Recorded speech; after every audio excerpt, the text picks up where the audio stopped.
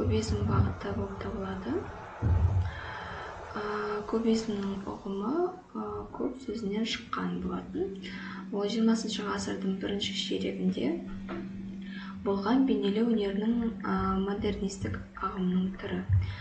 Оның негізгі мақсаты нысанды дәстүрлі тұрғыдан емес геометриялық пішіндерге бөліп жаңа көзқараспен бейнелеу. Яғни жай сөзбен айтатын болсақ, бұл бір затты пішіндерге, геометриялық пішіндерге бөліп оны салған кезде 2-3 түстен артық түстермен боямау керек композиция жасалған кезде. Және де бұл пішіндерді негізі әр адам әртүрлі қабылдауы мүмкін. Сол себептен де бұл стиль өте қызықты стильдердің бірі деп айтсақ та болады. Кубизмнің ерекшеліктері оның нысанды бірнеше қырынан бірі болады. Және де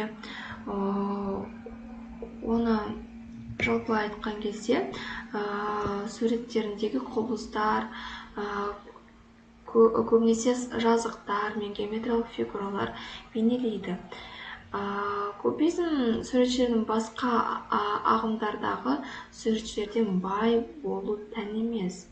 Яғни жаңағы айтқандай 2-3 түстерден көп жасаудың қажет жоқ. Кубизмнің стилі өз сондай болады. Енді олардың бояулары көбінесе солғын, қоңырқай, көкшіл, жасыл болып тұрады. Композицияны бояған кезде осындай қоңырқай, көкшіл, жасыл түстерді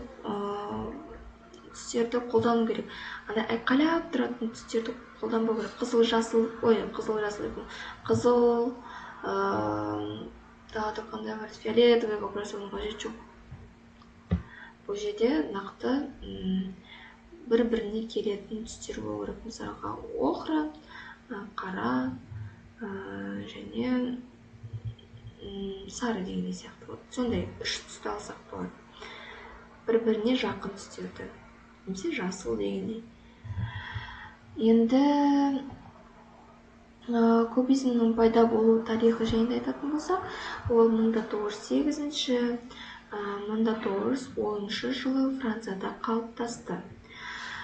Кубизм шығармаларында тіршіліктердегі табиғи болмыс жоғалып, екінші өмір, келбеті, тасадыға табиғат бейнелейді. Яғни осы ағымдағы суретшілердің түсінігі бойынша табиғи көріністерді сол қалпында көшірмейді. Өмір заңдылығымен емес, өз көзқарасын туындаған жаңа өнер заңына бағытталатын бейнелеуді тудыруға тиісті. Енді, яғни 1907 жылы Пабло Пикассо Ави Леондық қыздарды картинасын жазған болса, 1907 жылы Пабло Пикассо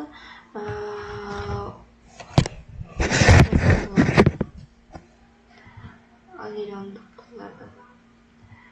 Енді кубизмнің кезеңдері жайында айтатын болсақ, ол ерте кезеңінен жаңағы 1907 және 1909 жылы Сезанн әсері формалардың геометриялық бөліктерге бөлген еді. Енді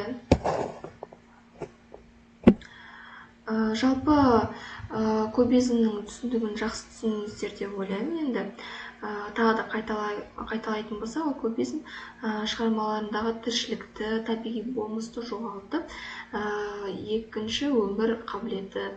Яғни осы ағымдағы суретшілер түсінігі бойынша табиғат көрінісі сол қалпында көшірілмейді. Өмір заңдылығына емес, өз көзқарасына туындалған жаңа өнер заңына бағытталатын бейнелеуді тудырады. Яғни белгілі бір затты көрсетіп, мысалға дегенде вазаны алатын болсақ, оны